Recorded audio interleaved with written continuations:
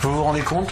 La police a découvert 17 armes plus un lance-roquette dans un pavillon inhabité à Saint-Denis. Si c'est pas scandaleux de voir ça, non mais franchement c'est incroyable quoi. Non mais c'est incroyable de voir ça encore au 21e siècle, en 2018. Des pavillons inhabités, alors que des gens cherchent des appartes. Non, et c'est nous qu'on paye. Tout part en cacahuète dans ce pays, tout.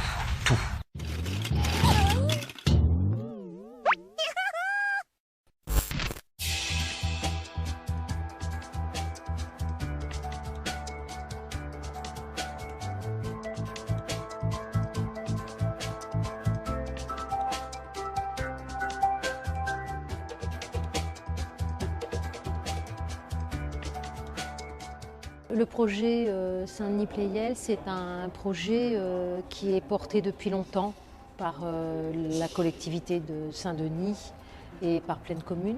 On tourne autour de 300 000 mètres carrés de surface, de plancher. Il y aura vraisemblablement à peu près 60% de surface dédiée aux activités économiques, que ce soit bureaux ou activités de toutes sortes. Et puis le reste, 20% de logements et 20% d'équipements publics, privés, qui viendront compléter ce programme. On a eu récemment un lauréat qui a remporté la consultation de Menton la Métropole parce qu'ils ont eu des idées pertinentes de pouvoir s'inscrire complètement dans le projet Pleyel en apportant non seulement une réponse architecturale extrêmement intéressante, des montages pertinents pour prendre en compte le franchissement urbain Pleyel qui passe au-dessus des voies ferrées et de complètement insérer la gare dans leur projet. Les parties en présence, que ce soit la Société du Grand Paris, que ce soit Plaine Commune, que ce soit la SNCF, travaillent dans un mode extrêmement collaboratif pour que tout ça soit au rendez-vous. Déjà les lignes de transport en 2024 et puis que l'opération d'aménagement puisse être lancée de façon à ce qu'elle accompagne au mieux l'arrivée de cette gare du Grand Paris.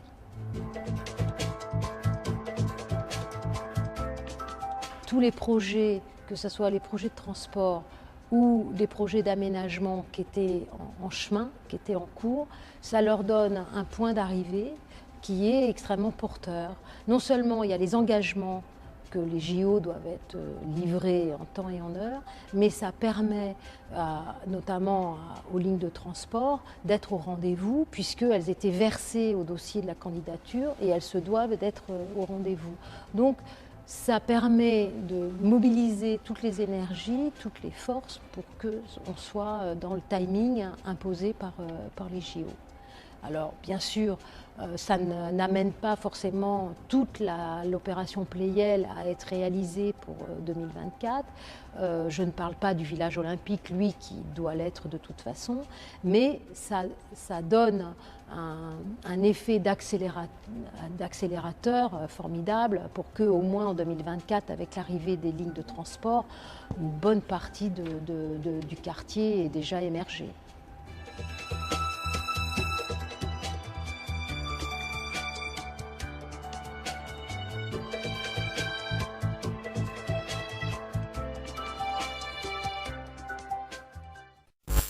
Une fusillade mortelle ce lundi soir à Saint-Denis, près de Paris. La victime est un adolescent de 16 ans. Il y a également 2 blessés. La fusillade aurait eu lieu lors d'une rixe entre des jeunes de 2 cités rivales. Ouais, il y avait 3 personnes, ça tirait partout. En plus, c'est des gamins, ils ont 16 ans. Ils sont armés jusqu'aux dents. On a nos enfants, franchement, on a eu peur. On dirait qu'au début, on croyait que c'était fait d'artifice. Et en vérité, non, c'était des balles. C'était des coups de rafale des balles. Il y avait 2 par terre, le 3e est à l'hôpital. Après, il y avait 2 en cagoule, ils sont sauvés. Ils sont partis. Et franchement, il y en a marre. Franchement, il y en a marre. Vous savez Ça deal, ça vend de tout, ça vend de la drogue, laisse tomber. Nos enfants, ils peuvent pas jouer dehors, il y en a marre. 20h hier soir, dans ce quartier de Saint-Denis, une rixe entre deux cités rivales éclate. On a entendu des coups de feu. Au début, on pensait que c'était des pétards. Mais après, on a vu un peu tout le monde s'agiter. Donc après, on est descendu. C'était passé vraiment très rapidement, quoi. Je veux dire que ça a duré 15 secondes que des coups de feu. Il s'agit d'une fusillade à la Kalachnikov. C'était des coups de rafale des balles. En plus, c'est des gamins, ils ont 16 ans. Ils sont armés jusqu'aux dents. Après, il y avait 2 en cagoule, ils sont sauvés. Ils sont partis. La fusillade a fait un mort, un adolescent de 16 ans connu des services de police. Il a reçu une balle dans la gorge. Les secours n'ont pu le ranimer. Il a quand même agonisé pendant très longtemps. Et on l'entendait crier, on ressentait vraiment sa douleur. 2 autres personnes ont été blessées lors de la fusillade. L'une d'elles a été atteinte d'une balle au genou et a été hospitalisée. L'autre est pour le moment introuvable. Selon une source proche de l'enquête, il s'agirait d'un règlement de compte sur fond de trafic de drogue.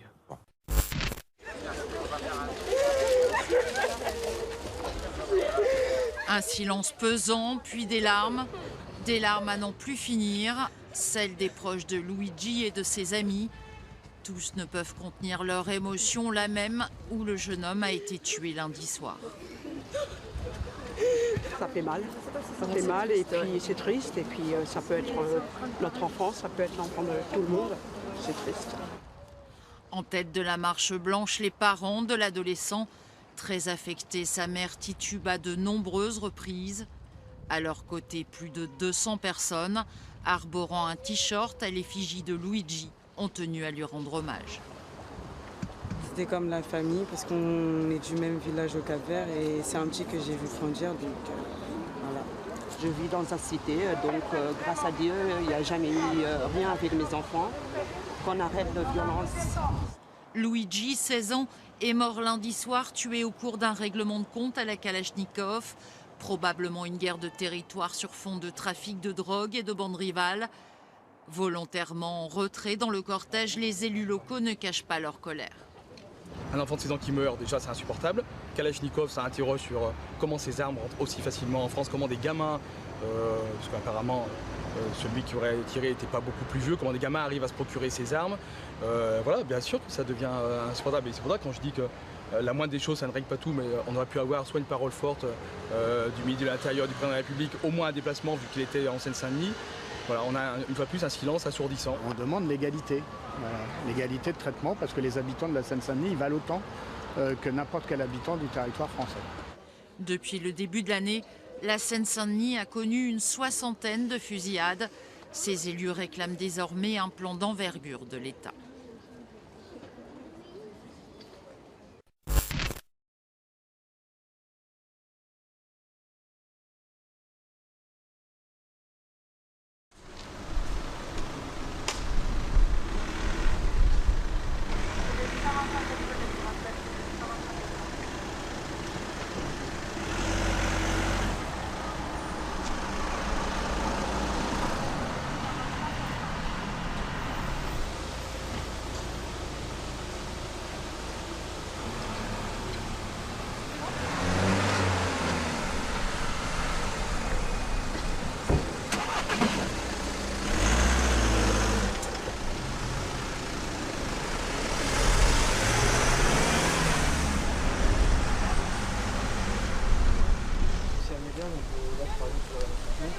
Là, en l'occurrence, ça va être un truc, et résumer très rapidement ce soir.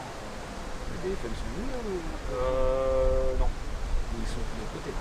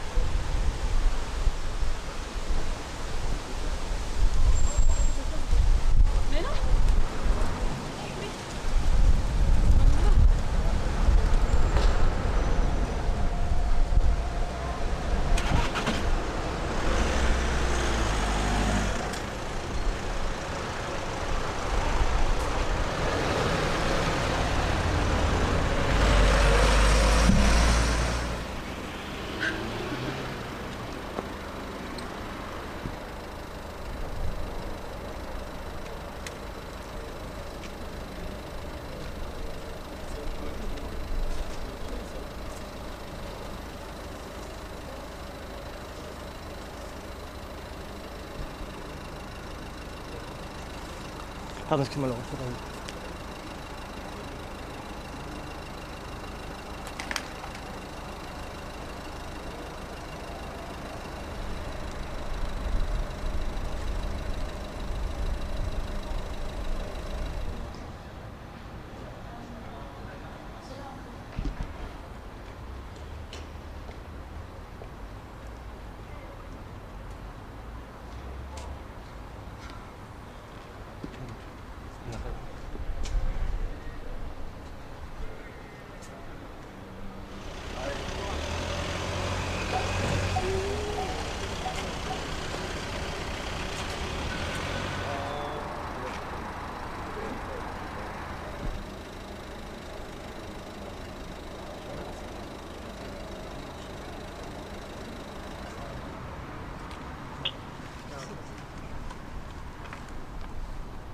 Ok, je suis à vous, agent.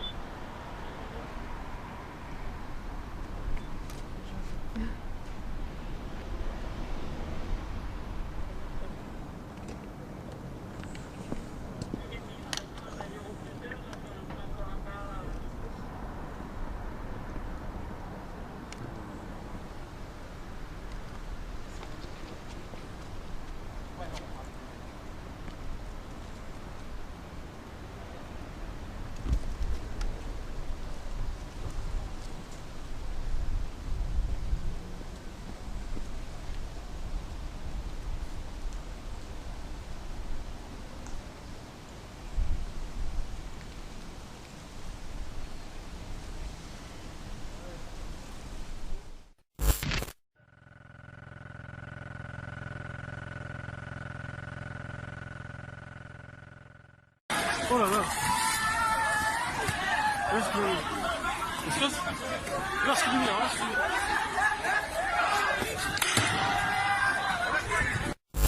Et encore quelque chose qui va servir à rien, parce que quand on se met autour de la table, ça veut dire qu'on veut trouver une solution, qu'on veut s'en sortir de la situation. Pourtant, cet après-midi, Monsieur le maire participe à la rencontre avec le président de la République.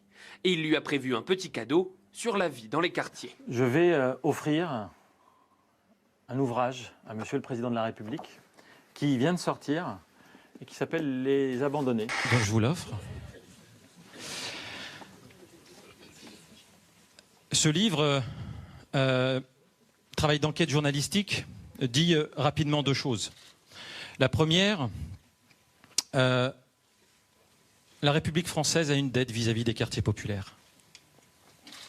Nous ne demandons pas charité, mais justice. 6 heures d'échange au total, durant lesquelles le président a esquissé un mea culpa sur la suppression des contrats aidés. Il a annoncé un grand plan pour les petites associations avec des emplois francs. Avoir un vrai plan d'ambition pour les petites associations avec de l'emploi franc associatif, je pense que c'est une bonne idée. Avec en bonus la métaphore du jour, sachez-le, la Seine-Saint-Denis, c'est la Californie. Donnez-moi le département le plus jeune, où on crée le plus d'entreprises, où il y a un stade de taille mondiale, des infrastructures culturelles, 2 aéroports internationaux. C'est la Seine-Saint-Denis. On regarderait de l'autre bout du monde ce truc, et dit c'est San Francisco. Il manque que la mer par rapport à la Californie.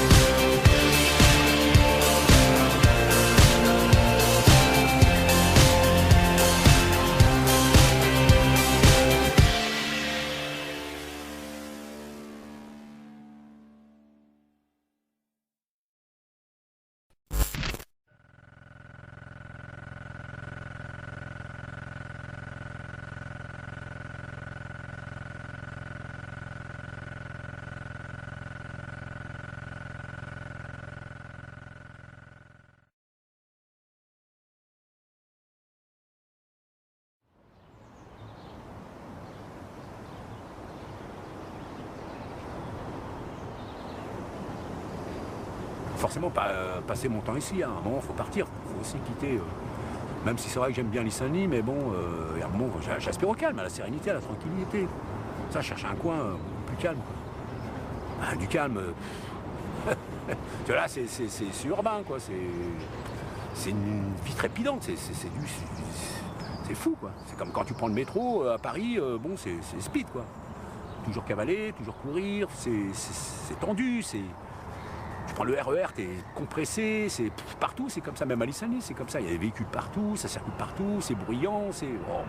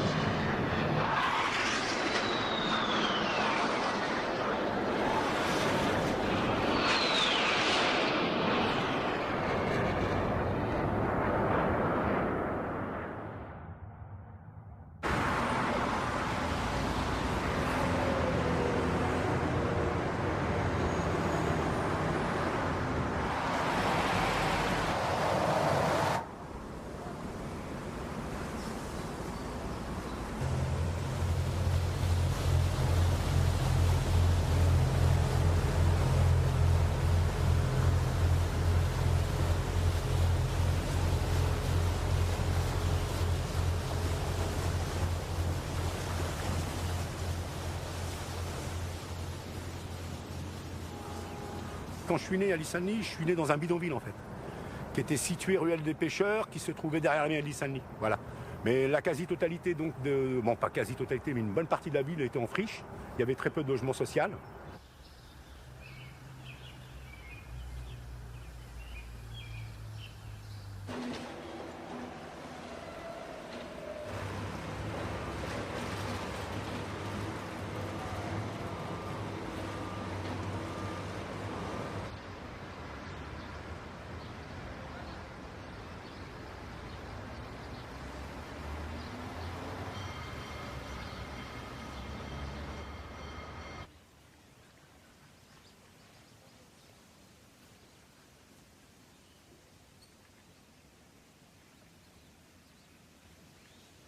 Sur le petit bras, on avait pas mal de bateaux qui étaient amarrés, mais des bateaux qui ne fonctionnaient plus du tout, quoi. Et je me rappelle de ce petit bateau en bois, il y avait un petit bateau en bois peint en bleu. On l'appelait le bateau bleu, nous, on était comme ça. Puis bon, c'était notre terrain de jeu, on allait jouer aussi dans ce bateau bleu. On était des capitaines, on était des pirates, on était tout ce que tu voulais, mais bon, on montait dans le bateau, on s'amusait là-dedans, c'était notre terrain de jeu, on y avait construit des trucs, on y faisait des barbecues, des tas de choses. On y avait monté une corde, des balançoires, on s'éclatait. Mais quand on était môme, on vivait, c'était extraordinaire. C'était extra. Mais bon, c'est notre époque. Pas bon, les époques évoluent, hein, le monde change. Mais c'est vrai, je me souviens de ce petit bateau bleu. D'ailleurs, un jour, je me suis fait attraper. Les mecs sont venus en... Je les avais pas vu arriver parce que je les avais insultés. Je disais des gros mots, j'étais petit. Ils m'ont attrapé. En fait, ils sont venus par la Seine. Je les ai pas vus par-dessous la Seine. Habillés en scaphandre, comme des hommes grenouilles, ils sont arrivés par-dessous la Seine. Ils m'ont attrapé. À la raclée que j'ai pris. Mais bon, je suis un peu responsable, ils avaient insulté. Enfin, bref. Ça, quand on est enfant, on se réfléchit pas aux conséquences.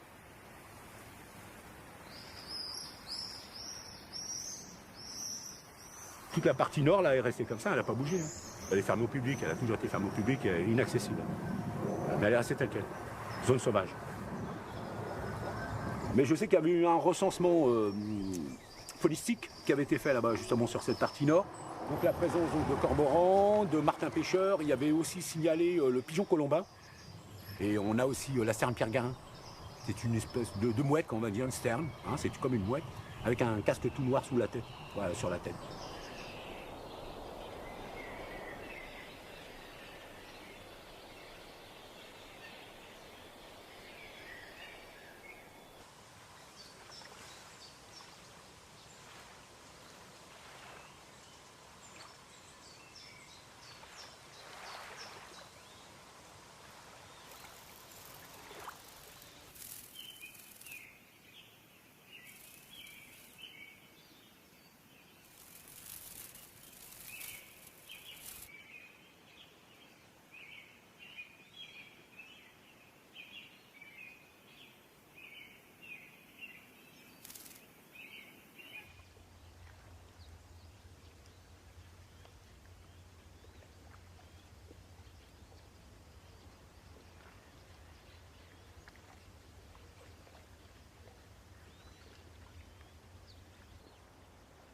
les eaux sont poissonneuses. Donc dans la Seine, grosso modo, à l'heure d'aujourd'hui, c'est, bon, je sais pas dire des bêtises, mais c'est quand même 52 espèces de poissons différents. À partir du moment où il y a de la nourriture, non, forcément, les cormorans sont là, quoi. Bon, ça gêne un peu pour les pêcheurs, mais bon, ils pêchent, ils ramassent tout. Quand ils viennent à 300, 400, qui se mettent à plonger dans la Seine.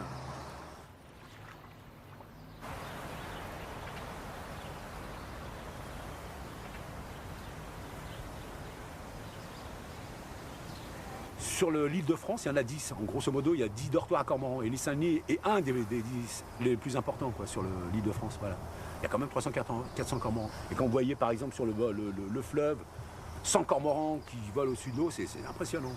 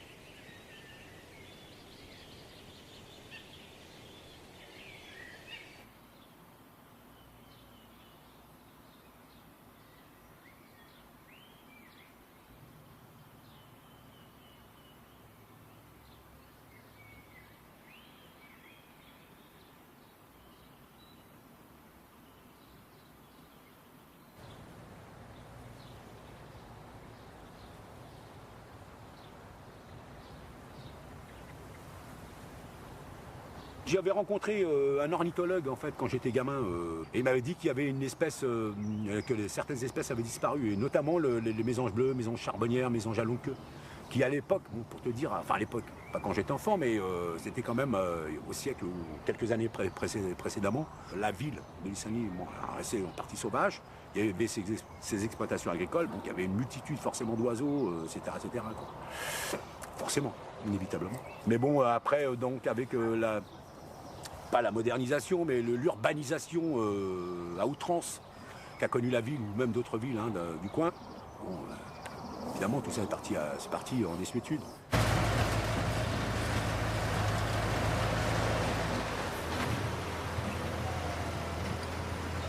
Moi, ce que je retiens, c'était en termes de population, donc on se connaissait tous, c'était un peu l'esprit village, quoi. C'était vraiment villageois. Bon, aujourd'hui, c'est autre chose, on est passé à 7000 habitants, puis bon, on ne connaît pas tout le monde aujourd'hui, c'est très complexe. Voilà. Donc, et puis, bon, une forte densité justement urbaine, une forte densité de population, de circulation automobile, etc. Et la ville, ce petit village n'est pas adapté justement pour pouvoir accueillir tout ce monde et pour tout ce brouhaha, quoi. On va dire les choses de cette manière.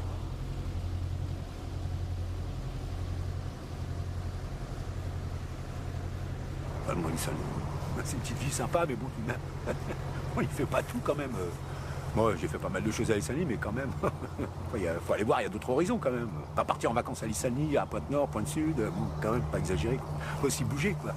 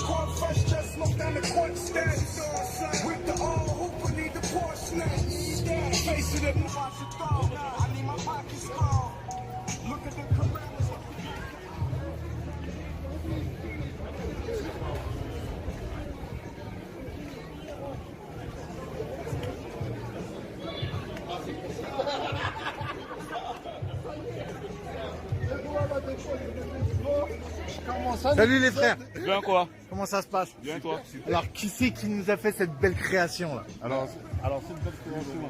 Alors vous avez... Regarde-moi bien, hein, regarde-moi. Ouais, regarde-moi bien aussi. Hein. Vous avez Fauze, vous avez Crise, vous avez Zaek, vous avez High Five, vous avez Maniac. Voilà, ce sont les gars qui ont été là. C'est le Mur 93 qui est organisé par Bastos et par le Mur 93 à Saint-Denis. Les peintures là, elles restent pendant 2 mois et c'est renouvelé à chaque fois, des artistes qui changent et tout. Donc voilà. Super. Donc ça met de la couleur dans Saint-Denis. Alors moi c'est Daen. D'accord. Donc vous avez participé à cette peinture? Non. À cette fresque? Non, moi je suis plutôt photographe. J'étais D'accord. un ancien tagueur. D'accord. Ancien graffeur. Et puis bon là je viens de la force à ceux qui continuent. Ok. Tu vois, pour que ça perdure et puis que ça donne des idées à d'autres jeunes. Moi c'est une culture qu'on pensait qu'elle allait durer quoi, peut-être 1 an, 2 ans. Mais vous voyez, elle a traversé les frontières et jusqu'à maintenant, ça continue. On est en 2019 et il y a encore des peintures sur les murs, il y a encore du graffiti, il y a encore du vandal, il y a encore du street art, il y a toute forme de peinture. Les personnes s'expriment. Voilà. Magnifique, super. Alors tu vas dire comment tu t'appelles et tu te dédicaces, s'il te plaît. Alors moi, mon prénom à moi, c'est Mohamed. Je suis un vrai Tunisien. Je suis le maire de Saint-Denis, si tu veux savoir. Et voilà. La prochaine fois, si vous revenez là, dans 2 mois, il y aura une autre peinture. Et j'incite les gens à venir et à donner de la force. Voilà. Merci beaucoup. Je t'en prie. Au 9-3, pour Saint-Denis, on veut de la qualité, on veut de la tuerie, c'est tout ce qu'on pense. On veut des jeunes, on veut de la couleur, on veut des choses qui déchirent. Ici, il y a des gens qui savent faire bla les choses, on les met même pas en avant. Mais on sera toujours les plus forts. Salut!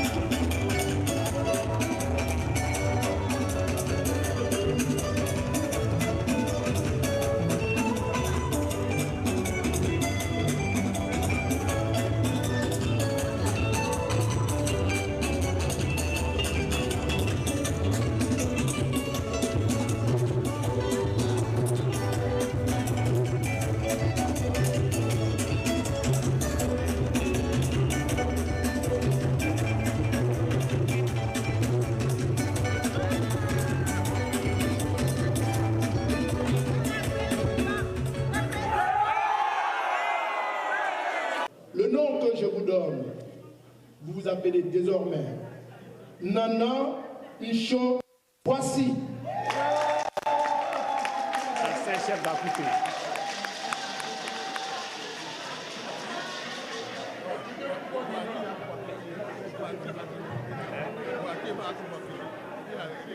Mesdames et messieurs, Monsieur le maire vient d'être fait chef traditionnel Aké. Chef traditionnel Aké. Son nom est désormais Nana Icho Kwasi. Voilà. Monsieur le maire, Nana, c'est le nom du chef. Par respect. C'est en même temps le titre que cela vous confère.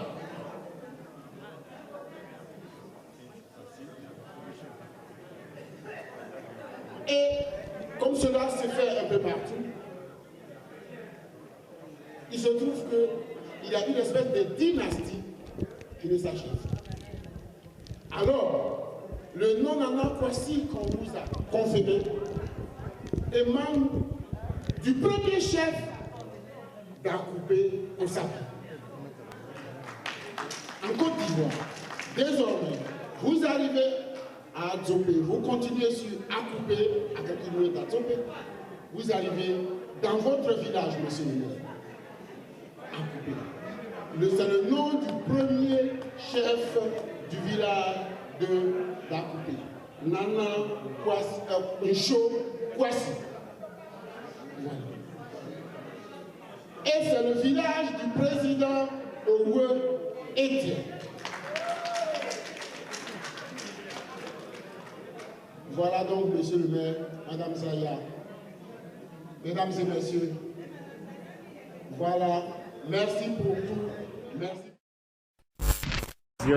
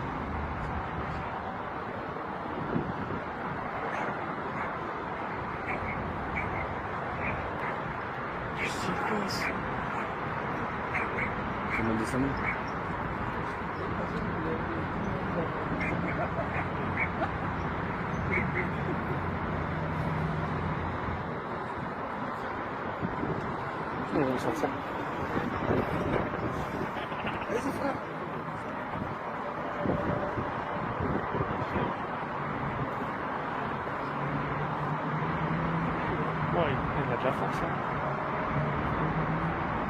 Il a une bouffe.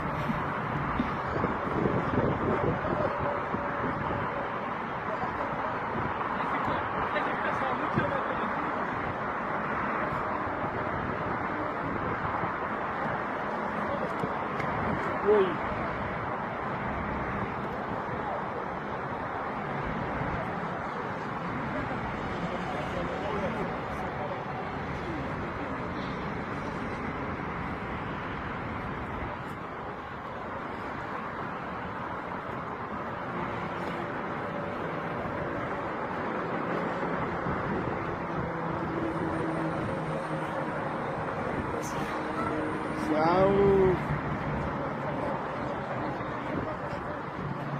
Il est trop loin.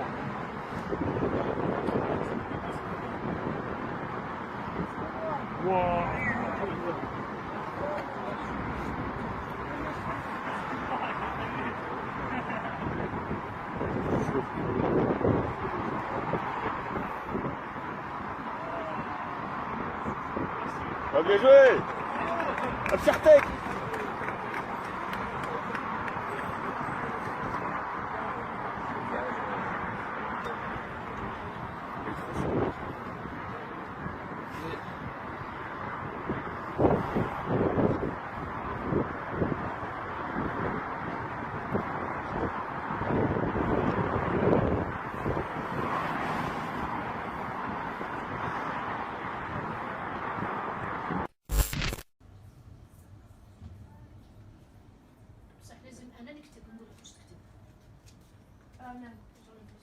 Une incendie.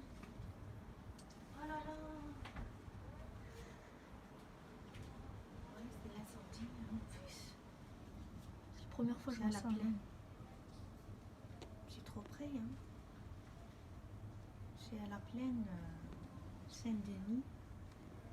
Et c'est on est au 6e étage. Et donc on est séparé juste de l'avenue Président Wilson. La fumée va presque au nuage. Ah oui, mon fils, c'est grave. Hein. J'espère que les pompiers ils travaillent. J'espère qu'il n'y a pas de mort, il n'y a pas de victimes. Hein. Ouais. Il y a encore de la fumée qui sort. Ouais, c'est trop près. Hein. Ouais, c'est la première fois que j'ai une chose. Ouais. J'espère qu'il ne va pas venir vers nous si la fumée est comme ça. C'est quoi ça? C'est une explosion? Je ne sais pas.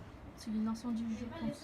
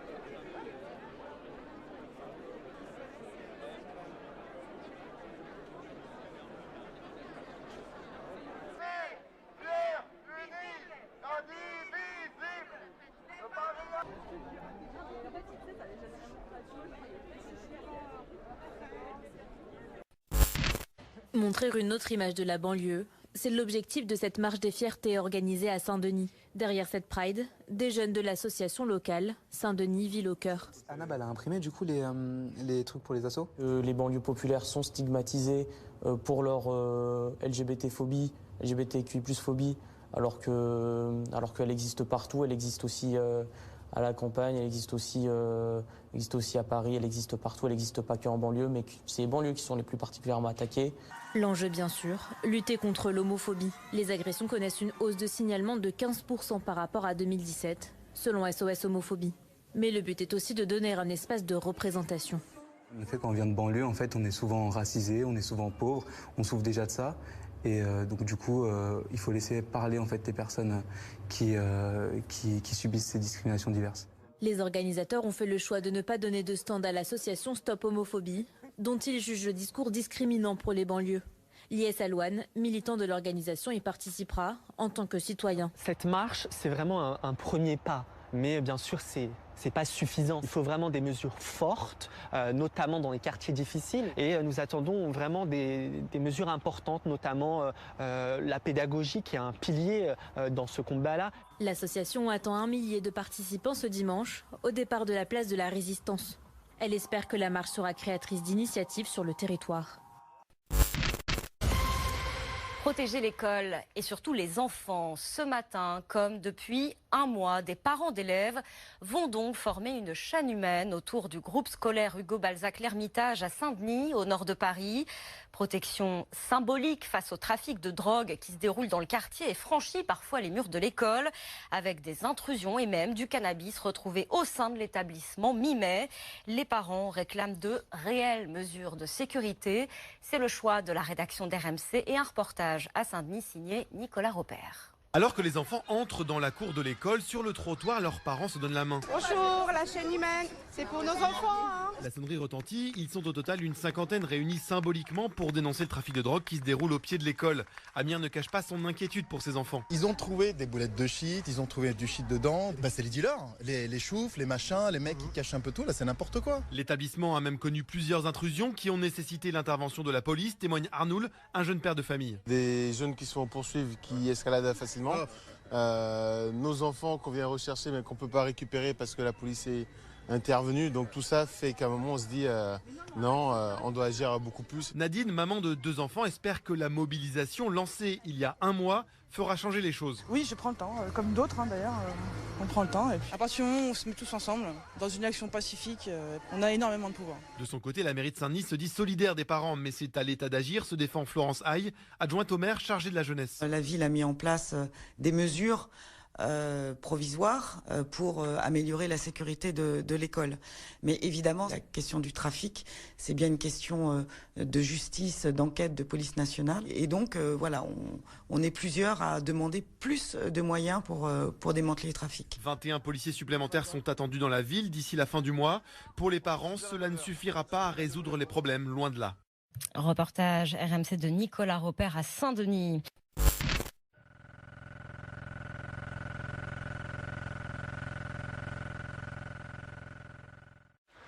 Ils sont pressés de quitter ce campement de fortune, pressés et inquiets.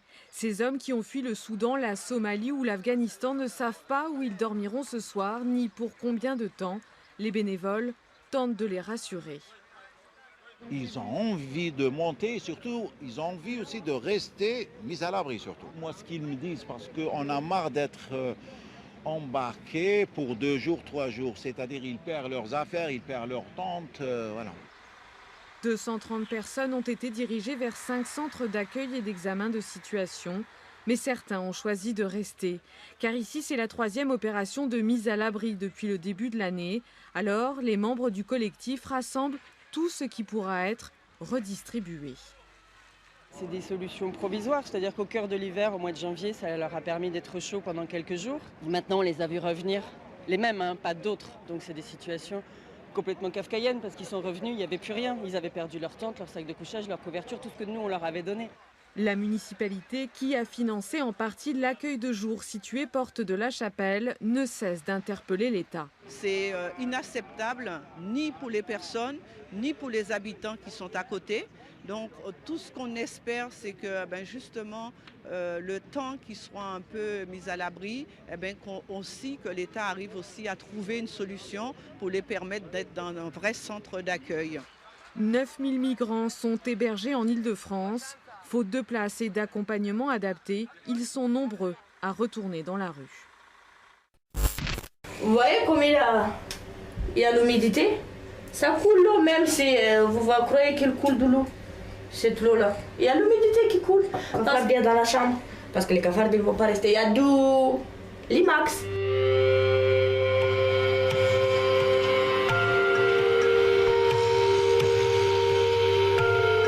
Là, il y a tout, il y a les souris, il y a l'humidité, il y a les filtrations d'eau au niveau du plafond là-haut.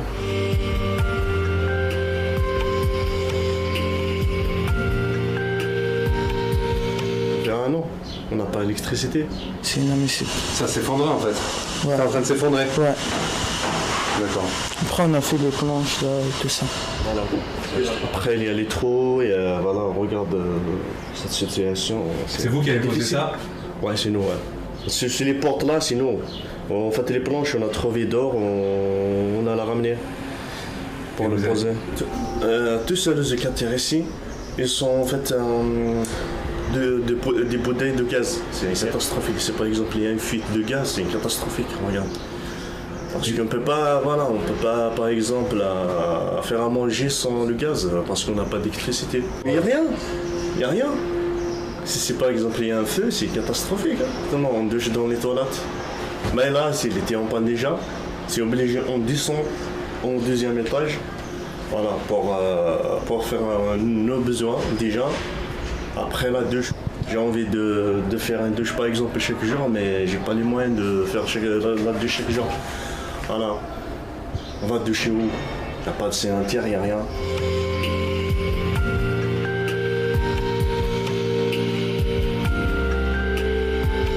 Je m'appelle Achille Constantina, je suis d'origine roumaine. J'habite ici depuis février 2017 avec mon mari. Depuis février 2017 jusqu'à mars 2018, on a payé 600 € chaque mois. J'ai les quittances loyer. La salle de bain, c'est mon jeu d'humidité, je crois que l'humidité va tomber. Quand je pars au travail, je laisse tout propre, ça sent bon. Quand je rentre, tout ça, ça sent l'humidité. Donc ça sent. Quand je rentre, ça me tombe le ciel.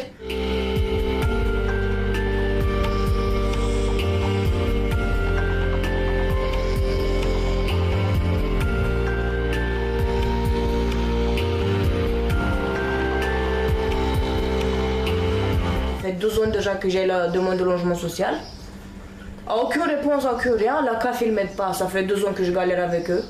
L'assistante sociale, elle a dit qu'elle va parler avec la CAF. Rien du tout. Donc je touche pas des allocations, je suis pas assistée sociale, j'ai rien du tout, je bosse.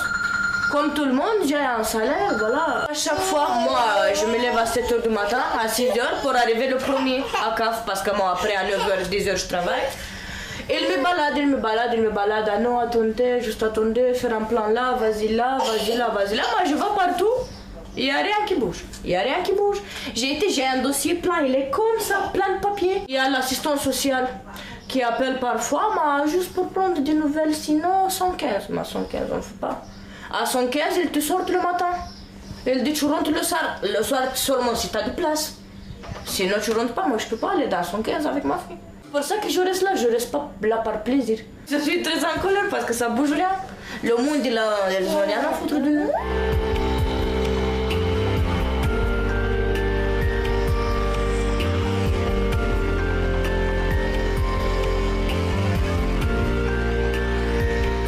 J'entends, il parle de plier le nouveau, voilà, va devenir un nouveau comme Paris quoi.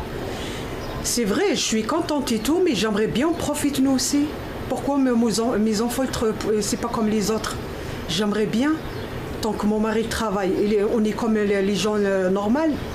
Il travaille, il cherche un petit toit pour moi, pour mes enfants. Nous, comme si on est oubliés quoi. Les enfants sont nés ici, ils sont grandis ici. Alors, c'est tout à fait normal qu'ils peuvent nous proposer un truc. On aimerait bien inviter leurs copains comme ça, bien à la maison. Mais malheureusement... Oui, à chaque fois, on me dit non, maman, c'est la honte. Eux, ils sont petits, mais ils ont la honte. Quand ils rentrent à l'école, ils rentrent discrètement. Ils n'aiment pas que leurs copains qui vont rentrer ici. On vit, mais on vit dans la misère, quoi.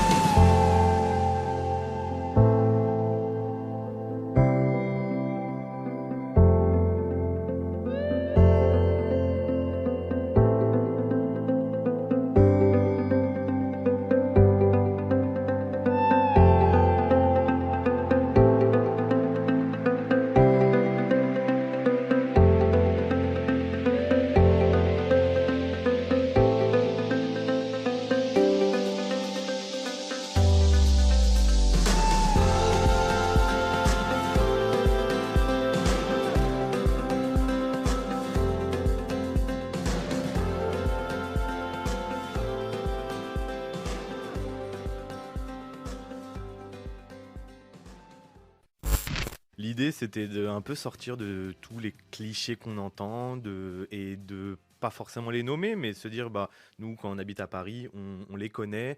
En France, on les connaît aussi. Allons montrer ce qui se montre pas. C'est pas positif. Je dirais que c'est plutôt quelque chose de... Allons voir la vie normale en fait de ce qui se passe au quotidien et allons voir ses habitants. Oui, j'ai beaucoup marché aussi, j'ai pris le vélo et l'idée c'était de... Voilà, j'aurais pu partir là-bas comme ça au Pérou, mais j'ai décidé de partir en Seine-Saint-Denis avec mon sac à dos, aller dormir chez les gens et ne jamais rentrer chez moi en fait. Et vraiment découvrir les gens et filmer. Des vraies rencontres. Ouais, filmer leurs rencontres, filmer les habitants surtout et montrer le patrimoine humain. Voilà, on parlait de Paris qui s'embourgeoise. Pour moi, Paris elle se muséifie en fait. C'est un musée à ciel ouvert. Et là, le musée de la Seine-Saint-Denis, c'est ses habitants qui font des choses, qui impulsent des choses à la Seine-Saint-Denis, qui en font ce territoire très riche. Vous avez par exemple rencontré un jeune pêcheur qui pêche la carpe. Vous avez aussi beaucoup mangé, on vous voit beaucoup manger dans ce documentaire. J'ai énormément mangé. En fait, ce qui est intéressant en Seine-Saint-Denis, c'est qu'on peut manger le monde entier. Et moi, je fais un parallèle avec la Seine-Saint-Denis. Pour moi, c'est un concentré de l'histoire de France. Toutes ces vagues d'immigration qu'on a eues en France, on les retrouve en Seine-Saint-Denis. On entend, je sais pas, près de 190 langues différentes parler. Et voilà, on y mange beaucoup, on y mange bien. Moi, j'aime bien découvrir. C'est ça aussi le voyage. C'est par la cuisine, on crée des connexions avec les gens.